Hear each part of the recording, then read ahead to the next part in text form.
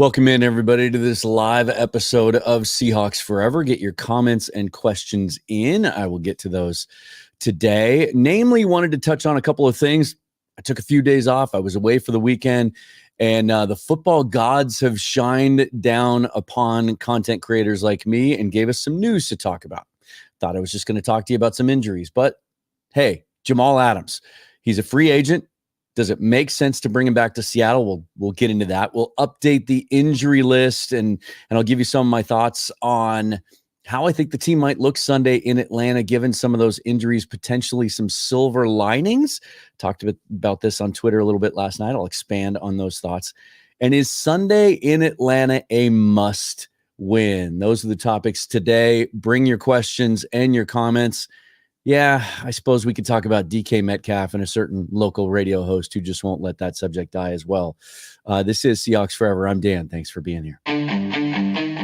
Welcome to the Seahawks Forever podcast. In-depth analysis on everything Seahawks. And now, here's your host, Dan Viens.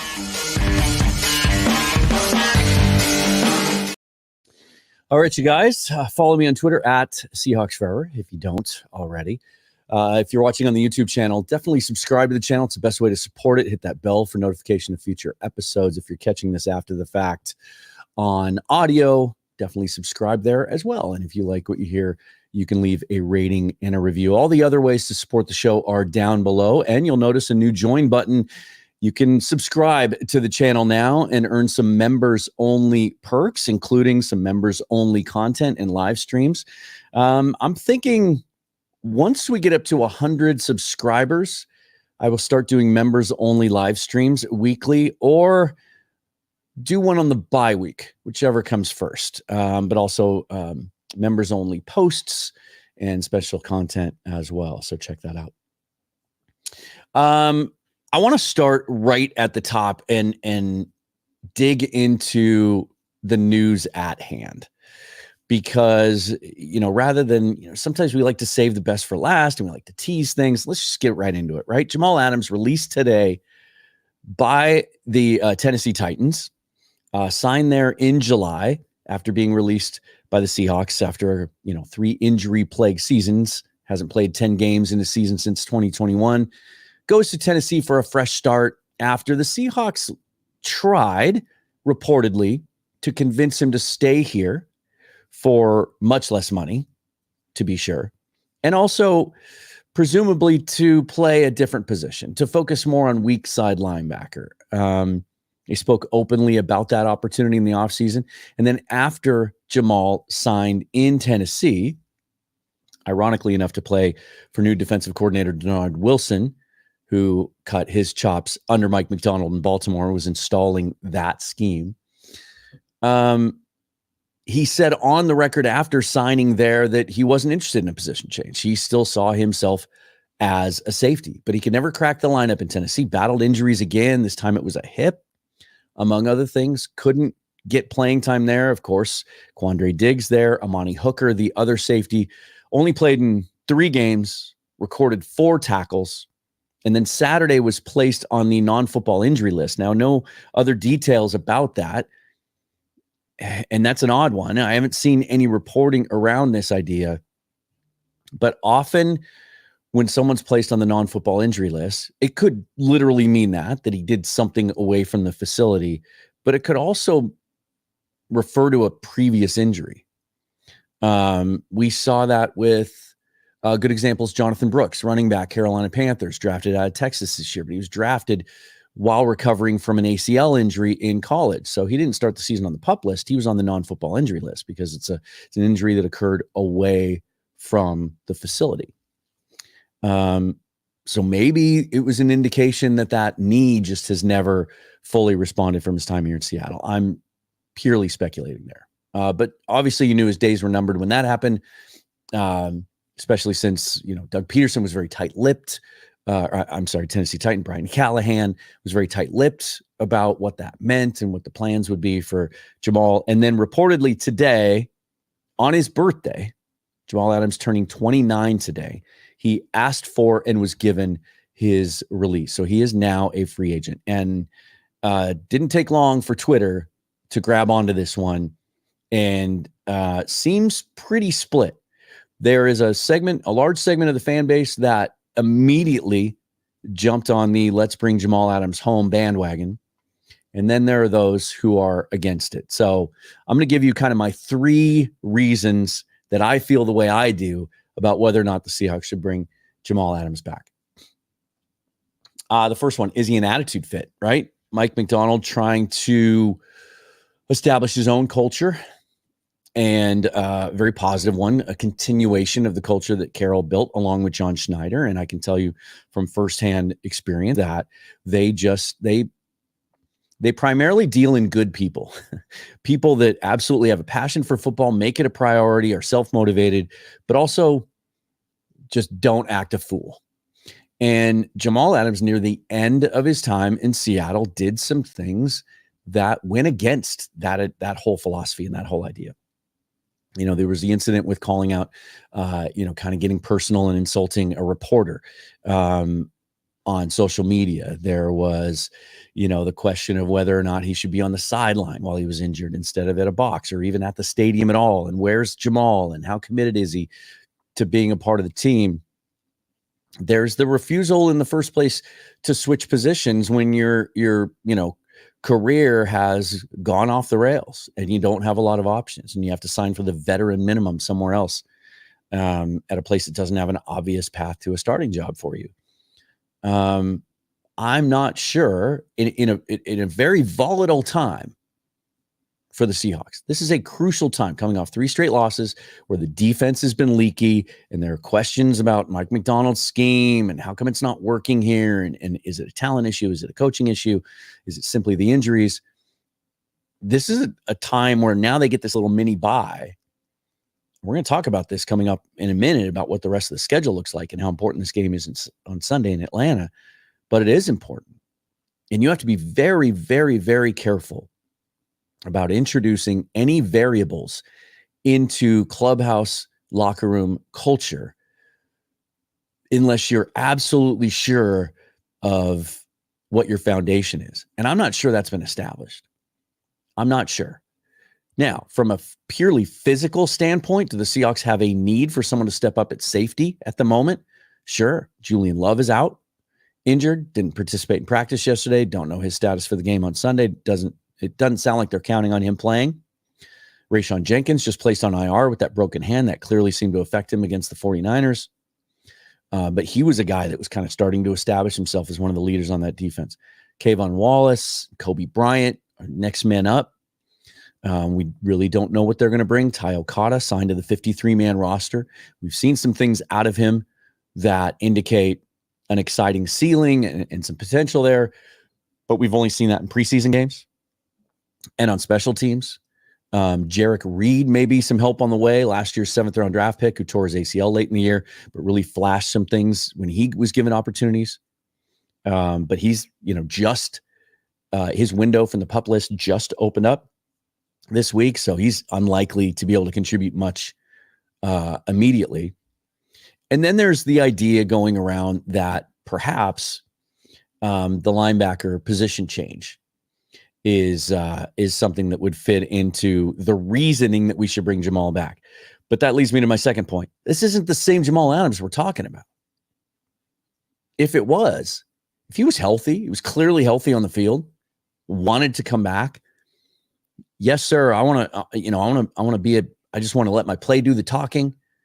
I don't expect to go in there and be handed anything. I just want to be part of what you're building there. I might consider it. But you know what? If that was the case, he wouldn't be available. If he was healthy, if he was showing signs of being the dynamic, athletic, explosive playmaker on defense that he was with the Jets and that caused the Seahawks to give up everything they gave up to go get him and then sign him to the richest contract a safety had ever signed at that time, then he wouldn't be available. Tennessee would be happily paying him the veteran minimum to get Jamal Adams-like production out of him. And so I'm getting a lot of this in the little bit I spent on Twitter this morning, kind of looking into this. Hey, it's worth a flyer. It's worth a flyer, right? Okay, so you bring him in, you sign him to the practice squad. right? That's what I assume people are suggesting. And just right off the bat, if Jamal Adams is willing to do that, maybe I'm open to it because it does indicate maybe some new humility on his part. But how's he going to contribute? So you give it 2 or 3 weeks and maybe he shows enough on the practice squad. And by then, you're almost at the end of Rayshon Jenkins' 4-week window. Julian Love's back. Maybe Ty Okada has shown you something. Kobe Bryant's gotten some regular, or at the weak side linebacker. Okay, our linebackers stink. I've heard a lot of that this morning. So he can't be worse than what we have out there. Yeah, he can. Undersized, playing out of position, coming off serious injuries, a list of serious injuries that's stacked up pretty thick now. I have zero inclination to think that Jamal Adams could come in and make an impact on this defense. Certainly not right now. And I think there are other players that could do the same, if not better, and have a ceiling and have some projection towards the future. I mean, I just don't understand the affiliation and the emotional connection to ex players. They're not the same player, right? And that leads me to my final point, which is opportunity cost. I like Drake Thomas. I like what we saw from Tyrese Knight in the first 3 games when Jerome Baker was out. That's where I'm going next. If I need to try someone else at linebacker, I'm even going to Patrick O'Connell, who has shown us 2 straight preseasons now that all he does is make tackles. He's a little undersized, but that's kind of the way of the world in the NFL now. And he's a couple pounds heavier than Jamal Adams, actually. I'd rather go there first. A guy who has played linebacker. Those are different instincts. They're different reactions. And if you want to say, well, you know what, just use him as a Swiss Army knife, like they used to in New York and like they did his first season in Seattle, just put him up on the line and let him go after the quarterback. How long has it been since you've seen him be able to do that successfully? It's just not there anymore. And if your answer is, well, just take a shot on the practice squad, I don't understand what the upside to that would be. So for me, I'm a no, but with a caveat, if Mike McDonald thinks that Jamal Adams can help, then until he proves otherwise, I will trust his judgment. If he sees something in him and he's got a direct connection, he's got that relationship with Denard Wilson. If the Seahawks were to invite Jamal Adams back into the fold in any way, shape, or form, that would indicate clearly to me that Mike McDonald has gotten information from Denard Wilson and assurances from him that he thinks there's still something in the tank. I don't think that's going to be the case. I don't think we're going to see Jamal Adams back here in Seattle. Certainly that's not where I would go. Before we get into some other stuff, let's check in. Guys, how's it going? Look at that. Bryce Coots, first member of the I don't know, we got to name it something, right? We got to name the Seahawks Forever viewership crew something. Maybe I should task all of you with that. We come up with something like that. Dune Moose says, Jamal Adams? I don't think so. And let's talk about it. It seems like everybody wants to get into the must-win thing. So let's get into that first. Let's go Bryce first as the first subscribing member to the channel. Sunday is definitely a must-win. Otherwise, we're 0-4 in conference play, and that is the first tiebreaker for playoff seeding. That's a huge, huge part of this. It's an NFC game. But also, it's in my opinion, it's a must-win simply because of what the rest of the schedule looks like. If you lose in Atlanta, and this is a game that, if you look at the entire rest of the schedule, it may be, other than the 2 Arizona games, our best opportunity coming off 3 games in 11 days, which I don't know if we've given that enough weight, to be honest. Like it should never happen. I know it's only a difference of 1 game. They played Monday instead of Sunday, but it's a huge difference. They essentially, for a week and a half, had to prepare for 2 football games, and all they could do was walkthroughs. You're just not going to be as sharp. And they were already beat up and injured at the time. So you're going down to face a team now that's 4-2, And they've pulled some games out in the last minute. They're a very exciting team. Kirk Cousins looks 100% healthy now. He's dealing, incorporating all those weapons they've been stockpiling down there in Atlanta for a while. But defensively, even though it's Raheem Morris running the show down there now, defensively, they've struggled. In particular, they're not getting pressures. I think they're 30th or worse in the league at pressuring the quarterback, and they're not stopping the run either. So it's an opportunity for this offense and an offensive line that's a little banged up now. We'll get to that in a minute. To, in a dome, right? We know how well Geno plays in domes, to kind of get some things going while the defense finds its footing. It's a solid matchup when you look at strengths and weaknesses and opportunities. But if you lose it to drop to 3-4 with the negative mojo of 4 straight losses, then you come home to play the Bills, the Rams, who you never know what you're going to get. Sounds like Cooper Kupp might be close to returning there. They always play well against us, no matter how injured or healthy they are. Then you get your bye. Then you get 49ers, all the division games, Cardinals, a rejuvenated Jets team now with Devontae Adams in the fold. Cardinals again, Packers, Vikings, before you finish on the road at the Bears in the middle of December, end of December. It's going to be a brutal weather game there. The Bears are looking like they're getting better every week. And then you finish at the Rams. There aren't any opportunities here. If you stumble this week in Atlanta, man, now you're facing an uphill road, and we're starting to talk about maybe this is a transition year and a year that's going to be really, really tough to make the playoffs. Dune agrees. Sunday's a must-win. Fly zero gravity, hell no on Jamal Adams. Can't cover any pass routes and barely can stop the run.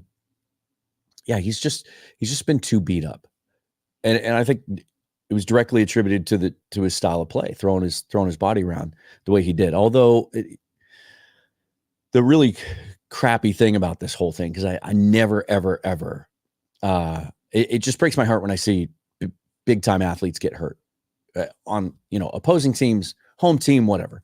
Like I'm still upset about Aiden Hutchinson getting hurt. Just one of the bright spots, one of the shining young stars in the league, on a team that's really fun to watch and is going places and been building things the right way. I hate seeing guys like that go out. The way that Jamal Adams hurt his patella tendon was a completely fluky injury. That, it just breaks my heart that we didn't ever get a chance to see him 100% healthy. And come back and try to do what he can do. But when we did see him, and certainly Tennessee didn't see anything better, the skills that we fell in love with just weren't there. They just weren't there. Dune again says, Tyler Lockett on the Richard Sherman podcast was insightful. Talked about the lack of players' focus in practice, that attentive walkthroughs could clean up the lostness on defense. That's interesting. We could get into a big conversation, and I don't want to do it right now because I think we need more data about the transition from one coaching style to the next. We've heard that Mike Macdonald, while he's laid back and he jokes around, that Brady Henderson piece about how he conducted things in the offseason and what a hard ass he was, and how he, threatened to cut a player who failed his conditioning test, but he had too much guaranteed money on his contract. That he is hard-nosed behind the scenes. If you're a player that's been coddled for 3, 4, 5 years and kind of brought up in that Pete Carroll, overly optimistic, everything's positive, win forever mindset, and now someone comes along and they're being more critical of your play, they're coaching you up harder, sometimes players like that can disconnect, and you can use them a little bit. Bryce could speak to this with all of his coaching experience, and it might take a while for those guys to either adjust, or for this coaching staff to identify, you're not going to get it right on your first crack at a 53-man roster with a new coach and a new coaching staff. You're not going to get it perfect with 53 players that all are in lockstep and are all an absolutely ideal mesh for your philosophy and what you want to accomplish on the field. It's going to take some time, and some of those pieces that you think are going to fit might not fit, right? Example, Mike Macdonald talked a lot this offseason about how they felt like they had a really cool plan for Draymond Jones, and they were excited about Draymond coming back, even though as fans, most of us thought he was a disappointment his first year in Seattle, given the amount of money that he was paid in free agency and the expectations that come along with that. And through 6 games, we've seen flashes from Draymond, but he doesn't look like a foundational player. The team goes out and makes the move for Roy Robertson Harris from the Jaguars this week, who, you have to question why the Jaguars were willing to give up a really solid player, an 8-year veteran, 191 tackles, 17 sacks, productive, consistent, good locker room guy. Watched his press conference yesterday. Just really seemed like a stand-up dude. Why do you want to give a guy like that away for a 6th-round pick 2 years from now? But in this case, I think it was just clearing the books, looking ahead. This team's out of it. They might be facing another rebuild, another coaching change. We're clearing some money off the books. But you bring a guy like Robertson Harris in because Mike Macdonald and his staff have had the entire offseason, preseason, training camp, and now 6 regular season games to assess what they have and what they don't have on the roster. And they feel like he offers something that's different. And so, to hear, I haven't watched this podcast. Now I want to go back and watch it. But if that's something that's real, then that's a huge concern. And I wouldn't jump to conclusions about, well, this coaching staff isn't capable then. Sometimes you just can't get through to certain players, and it's just not a match. And we'll find that out in the next 6-7 months. If there are players that we're emotionally attached to or we think are foundational players and they get moved, we're not always privy to things that happen behind the scenes and how certain guys can fit or not. Let's see. Here's a different take. Johnny B. Good, the value of energy. Adams could be energy, something Seahawks seem to lack. I get that. Again, if he's really Jamal Adams, I didn't sense that kind of energy from him before he got hurt his last time when he got an opportunity to play. He played and moved physically like a guy who didn't have the kind of confidence in his athletic ability that he used to. And so I don't know, because that energy comes from that confidence. It comes from that cockiness that he had, that he's the best in the world. That's where Richard Sherman's energy came from. And Earl Thomas's energy. They knew they were the best. The last time I saw Jamal Adams play, he played like a guy who didn't believe that in himself anymore. And he wasn't sure of himself.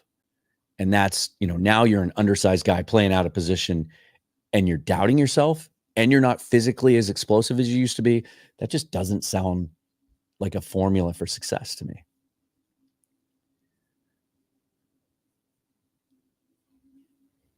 Hawks fan Matt Man. Sounds like Robertson Harris is basically the antithesis of Adams attitude-wise, if that's an indication of the types of players the Seahawks want to bring in. Yeah, that's why I said we need more data. We're going to get a better idea with every single move that's made over the next 6 to 8 months of what the vision Mike Macdonald has for this team and what he thinks they have, what he thinks they lack, and what he thinks they need. We're going to see that. We might see it in the next 3 weeks before the trade deadline. And it might not be for, the big name everybody wants. But it'll be for the types of player that Macdonald thinks he needs to fit a certain way. Some of that could be attitude. Some of that could be clubhouse influence. Some of it could be simply ability. Here's a question from Bryce. What side of the trenches needs to have the biggest impact Sunday to help the Hawks get a win? So that's a perfect transition into talking about injuries, right? And the latest is yesterday. We haven't received today's reports yet, but yesterday, not participating in practice, Stone Forsyth, Anthony Bradford, and then these guys we knew, Trey Brown, Reek Woolen. Doesn't look like either of them are going to play, although it sounds like there's a chance for Woolen. He's going to go right up until game time. And then Laviska Shenault was also out with a back injury. For Forsyth, it's a hand. That would seem to be something that you could play with, at that position, though. God, hand usage is so tough. We saw how it affected Rayshon Jenkins and his willingness to tackle. And then Anthony Bradford's a toe. And we saw this happen with Charles Cross last year. The toe injuries are tough. They are tough. They are lingering. I don't think Cross ever was fully beyond that injury when he came back last year. And I think it's even more important for a bigger dude and someone like Bradford, who really has to put maximum effort into moving his feet in pass protection and in the run game. That's a tough one.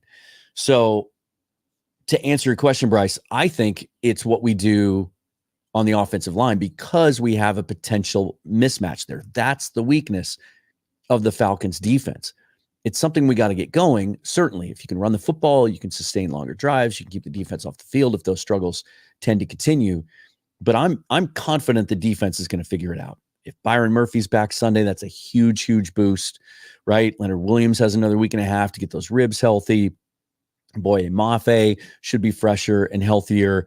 Derek Hall's been banged up. All those guys coming off that little mini break. I'm confident that those guys are going to be able to cause some problems up front, and that we're going to see some improvement there. Now, we got some questions in the secondary, and we'll have to deal with that. But on offense, you're playing against a team that hasn't been able to stop the run and hasn't been able to pressure the quarterback. And so let's try to make some progress up there on the offensive line. Let's try to establish some sense of a running game from the beginning. And that's certainly something I've talked about for the last month, and I'd like to see on Sunday. I'd like to see him more balanced early, mixing in the running game instead of just trying to, slam your head against a brick wall that like they did against 49ers and run it on first and second down, your first 4 opportunities. That's not going to work. And then don't try to shove the ball into DK Metcalf as your game plan from the outset either. That's 3 straight games they've tried to do that. Let's be more balanced at the beginning, and that's going to obviously depend on the offensive line being able to pull their weight. So I look at this a couple of different ways.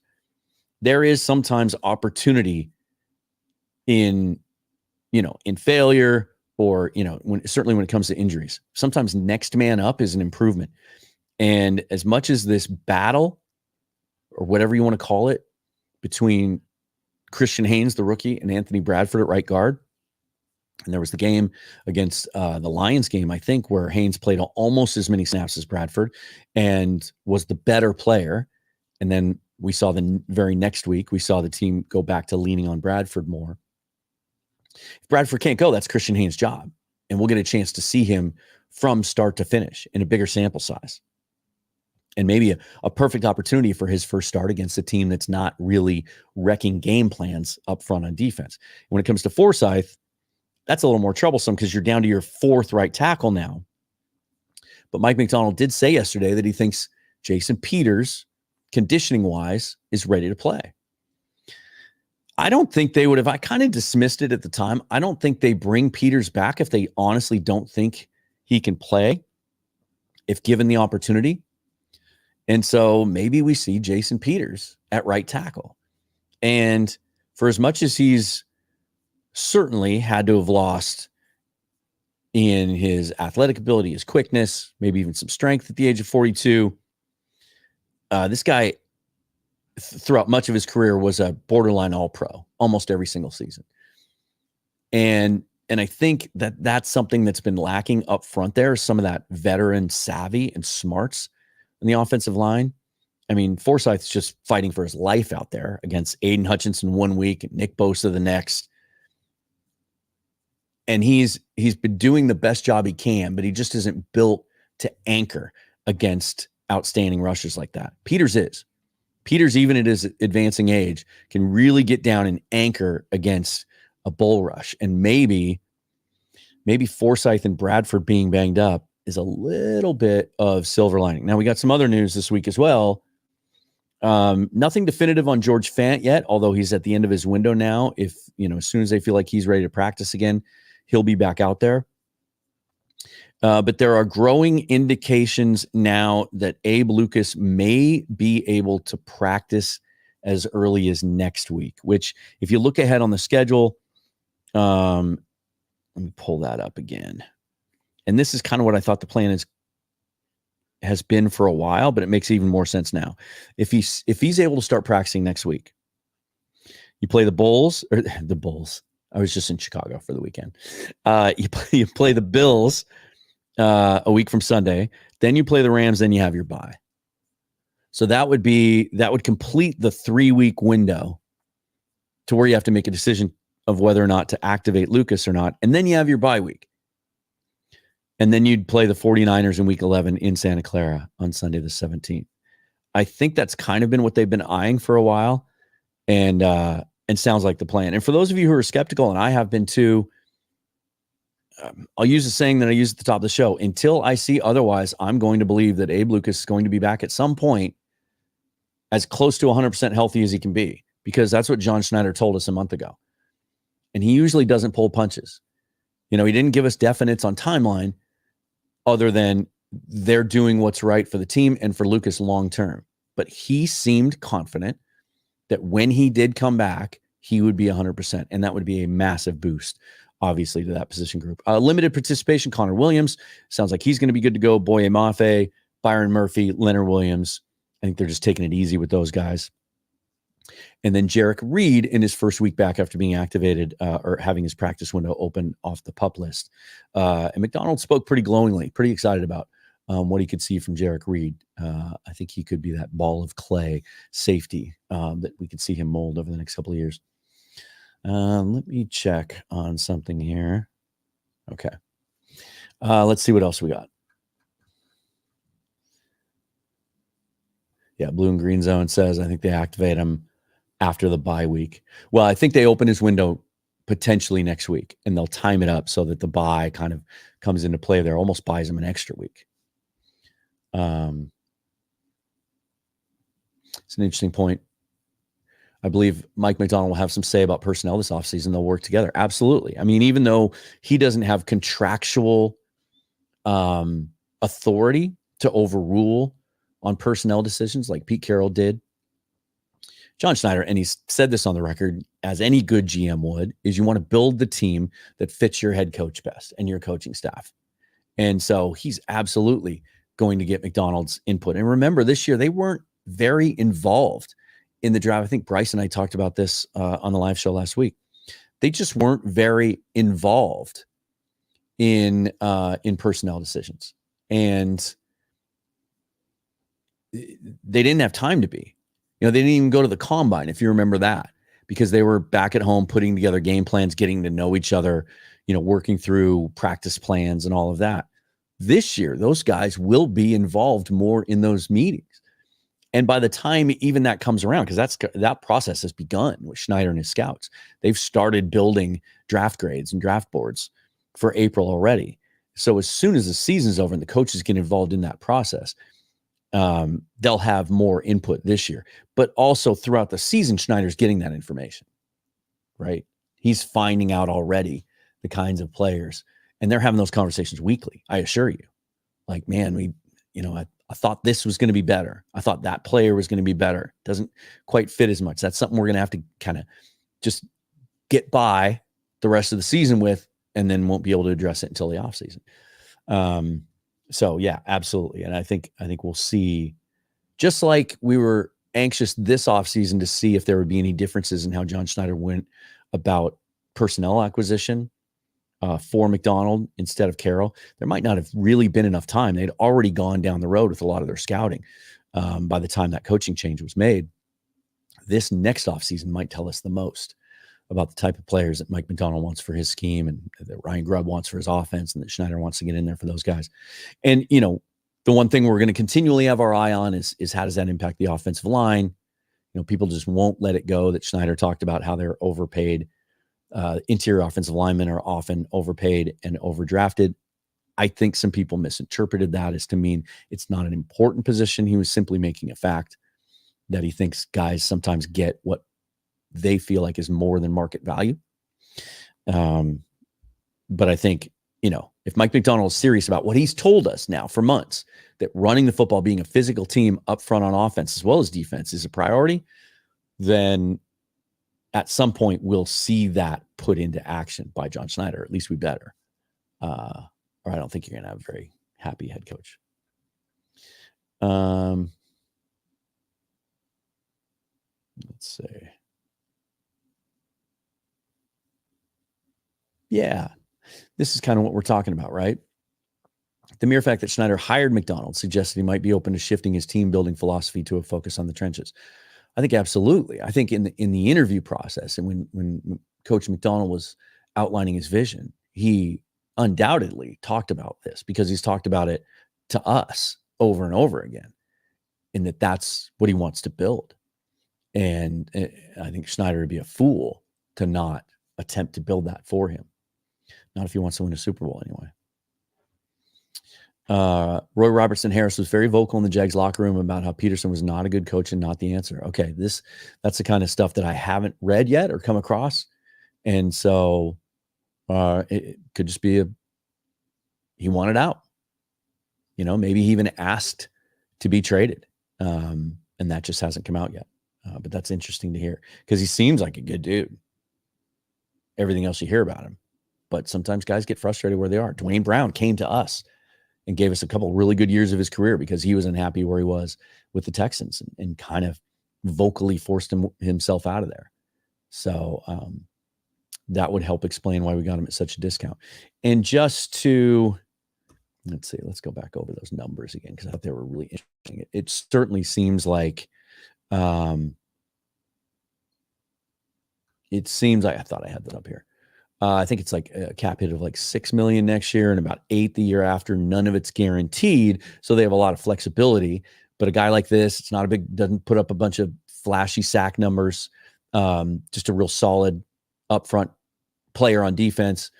32 years old, likely to be amenable to. He got 2 back-to-back really good contracts in Jacksonville, essentially 3-year deals for around 25 to 30 million back-to-back. He knows he's not going to get that at this point in his career. So maybe he's open to something that's more team friendly.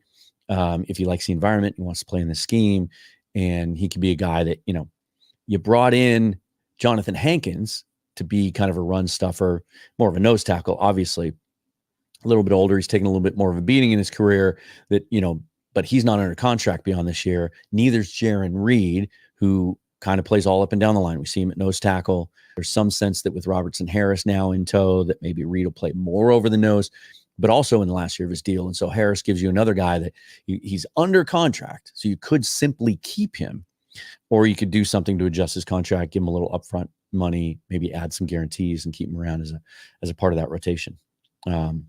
Can't wait to see what he does. Wouldn't expect a whole lot out of him this week simply because the Jaguars played in London last week and he had to fly all the way here and the time difference change and all of that. We'll see what he's able to give them on Sunday, if anything. Here's a question. Dan, do you think Grubb will get Schneider to listen to him about O-line and QB personnel? Yeah, kind of building off what we just talked about. We'll see. We'll see in the offseason. The quarterback change so many times depends on what your alternative is. And if they feel like at the end of this season, ask me this again at the end of the year. If this team makes the playoffs and they end this year on a high note and they've come together and the defense has gotten better as the season's gone along, and they go into this offseason thinking that they're close to being a contender with Geno, I think they figure out a way to keep him. Maybe they do something like the Falcons have done with Kirk Cousins, right? And go get a guy at a Jordan Love type thing. Or maybe they think Sam Howell is that guy. He is under contract next year.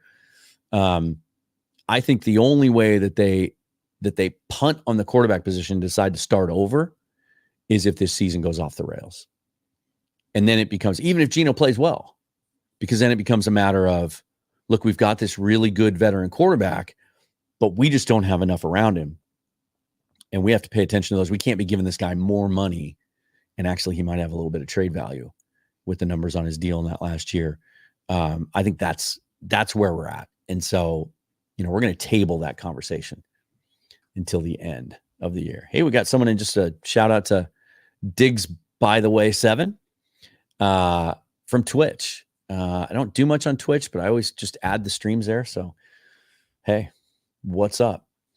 Let me just check and see if there's anything going on Twitter right now to react to before I bid you adieu.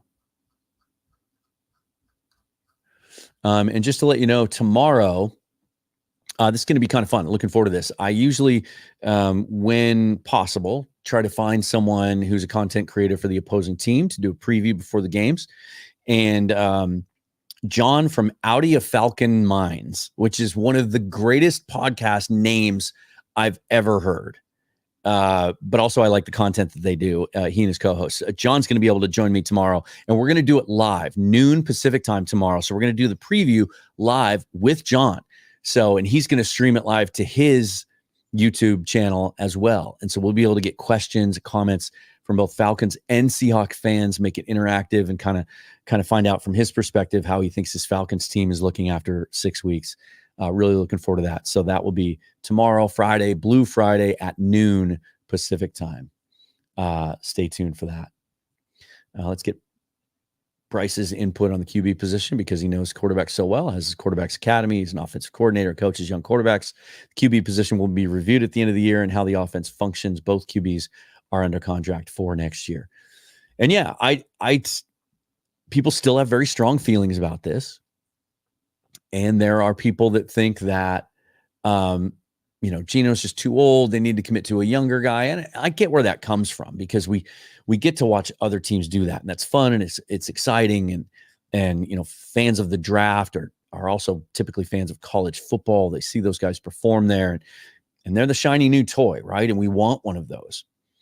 But it's not always as easy to get them. And so that's a question that if you pumped John Schneider full of truth serum and sat him down on this show, and I asked him, what do you plan to do about the quarterback position between now and next year, even full of truth serum, he'd say, I don't know. Ask me again in 3 months. Things can change that much. If this team ends up winning 10, 11 games and winning the division, and they maybe advance into the second round of the playoffs, and they end up kind of like that 2012 Seahawks team when they walked off the field in Atlanta after losing that game on the last second field goal, and they felt like they were building something, right? Russ was like, that's the last time, we're going to lose the last game of the year, that kind of thing. I can't wait to get going for next year. If that's the feeling of this team, then they find a way to hold on to Geno Smith. They're not going to punt on quarterback at that point. They might go, as I said just a moment ago, and put a succession plan into place. If after having him in the building for a year, they don't feel confident that it's Sam Howell, maybe they do something like the Falcons just did. But anything short of that, they miss the playoffs. Geno doesn't play as well the rest of the way. Or like I said, he plays great, but the defense just doesn't come together. They don't make the playoffs. Then I think it becomes a little less obvious what they're going to do. And they'll have some decisions to make for sure. I'd rather be flying an X-Wing. Thanks for the super thanks. Really appreciate it. Hope the vacation went well. He says, I know DK is a special player, but the more I hear from Salk, the more I see the point about receivers being plentiful and overpaid. Talk me out of being dumb. Okay. So I figured the DK thing would come up, and I wanted to wait for you guys to bring it up. I was perfectly fine not talking about it today. Mike Salk just won't let this go. And it's one thing, it was one of his pet offseason topics. And first of all, let me just say, I know there's a lot of hate for Mike Salk out there. I think he's really good at what he does. I think he's a pro. I think he's an excellent interviewer. I think he does his research. I think the fact that he's not a native Seattleite is maybe what rubs some people the wrong way. He's an outsider. But on this one, I just would let it go. And I get it. If I had to do this 4 hours every single day, sometimes material doesn't write itself, right? And you have to work a little harder to come up with topics that are compelling. And coming off this last game in which DK was targeted 13 times, only had 3 or 4 catches, kind of moped on the sidelines, sulked. It's not cool. It's not acceptable. Makes you wonder if that's kind of what Tyler Lockett's talking about. And I do think, just to tie it back into that point that the last viewer made about the comments that Lockett had on Sherman's podcast about maybe some guys just kind of not being all in. If that's DK in any way, shape, or form, we'll find out, because he'll be moved. either at the deadline or in the offseason. They've put a lot of eggs into the DK Metcalf basket. From the moment Ryan Grubb arrived, he talked about featuring him. He's featured him to a fault this year instead of incorporating him and just kind of using him for what he does best and using all the weapons. They've really forced the issue in trying to make DK the guy. And I have been team DK all the way. I think he's a unique athletic talent. I think, again, if you use him the right way, he can be incredibly impactful on your football team week in and week out. He's a guy that I want on my roster. That being said, yeah, I wish he was more. I wish at 6'3" and 240 and world-class athleticism on contested balls, he went up and high-pointed balls against DBs that are smaller than him.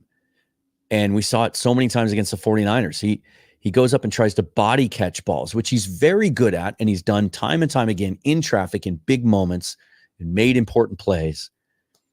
That's won games for us. But I haven't seen the evolution. Now some of that, and credit to him yesterday for coming out and admitting that it was the poor route that led to the Geno Smith pick. My apologies to Geno for being so hard at him for seeing that pick live in the stadium, because I didn't get the benefit of all 22, didn't get to see DK drifting on that route. Credit to him for doing that. But I do get it when fans think he's not worth $30, $35 million top of the wide receiver market money because he doesn't do all those things. And Ryan Grubb keeps trying to make that player out of him. He doesn't run a full route tree as well as some of the elite receivers in this league. That's not his strength. So stop trying to force it. He's a guy that I want to find a way to keep him on my team. But if you move him, you damn well better have a plan to replace the talent. And that's why I do not in any way, shape, or form endorse trying to move him by the deadline. I mean, someone wants to blow you away. Someone wants to give you a first-round pick for DK Metcalf at the deadline. That's probably hard to turn down. But you don't have any way within the season to go out and replace that talent. Whereas in the draft, certainly you do. And especially, the last, 5, 6, 7 years, like every single year, what college football is doing now offensively, and they're producing all these dynamic receivers that can play as rookies. I remember not too long ago, John Schneider talking about how hard it was for a rookie to indoctrinate themselves into the NFL. And it takes 2 to 3 years for them to learn the intricacies of, how to run option routes and how to read what's happening on the field and just dealing with NFL cornerbacks jamming you at the line of scrimmage and the physicality of the position. That's not the case anymore. Guys can contribute as rookies. And so if you're going to trade DK Metcalf, I'd feel much better about it around the draft than I would during the season, because if you still feel like you have a chance to contend for the playoffs, you just can't remove that guy from your roster right now. You just can't.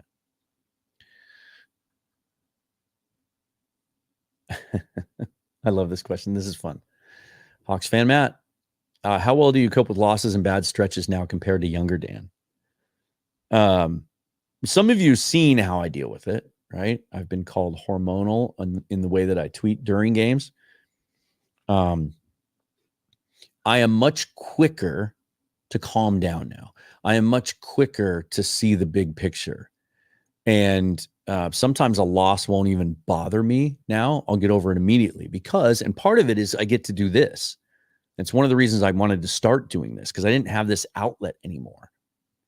It's been a long, long time since I was in broadcasting and got to cover sports. And so I didn't have that outlet. It's almost therapy, right? You got to talk through it.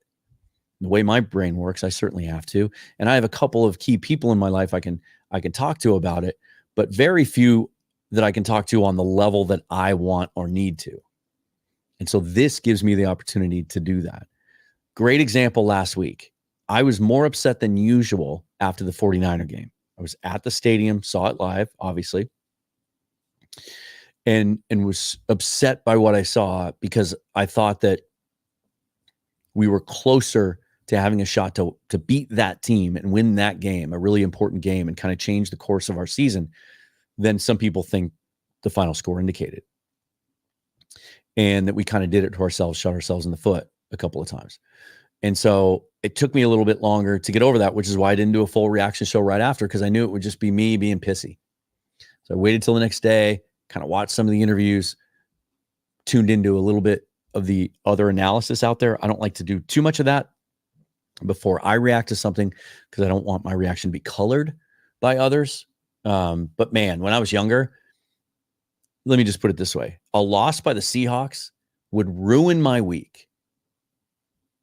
Like, I would be grumpy and pissy and pissed off the whole rest of the week, even when they were terrible, when they had no hope of being a playoff team, when they were playing teams on a weekly basis that they really had no right in thinking they could beat. I would still be upset by a loss. So yeah, I've grown.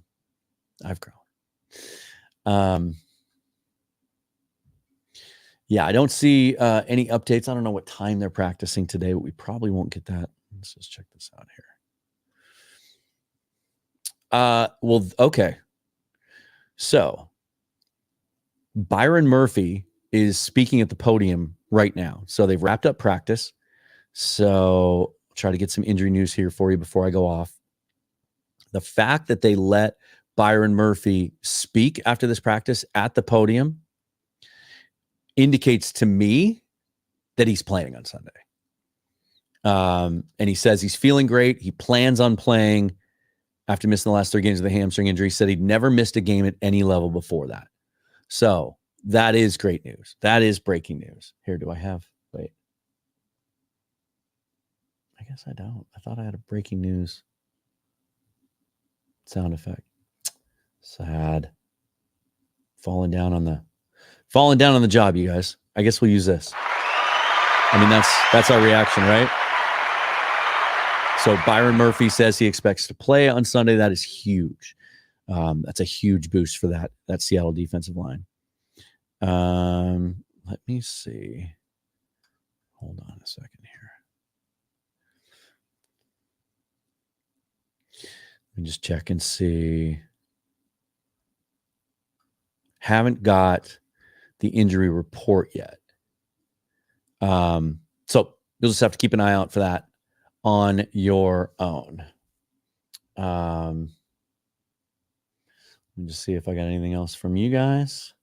Good. Love that you guys hopped in. If you've noticed, doing more of these lives. Again, tomorrow with John from Audi Falcon Mines is going to be a live show at noon Pacific time. He's going to stream it on his channel too. So we might get a little Falcon fan, Seahawk fan tete-a-tete going on in the comments and the questions. So that'll be fun. So hop on in for that one and bring your questions for John about how he feels about the Falcons and how ready they are for this game on Sunday. As always, subscribe to the channel, hit that thumbs up if you like this video, and hit the bell for future notification. You can subscribe now, become a member. You'll get some exclusive perks as we move forward. That'll become more clear. All the other ways to support the show are down below. I'm Dan. You can follow me at Seahawks Forever on Twitter. Until tomorrow, forever and always go Hawks.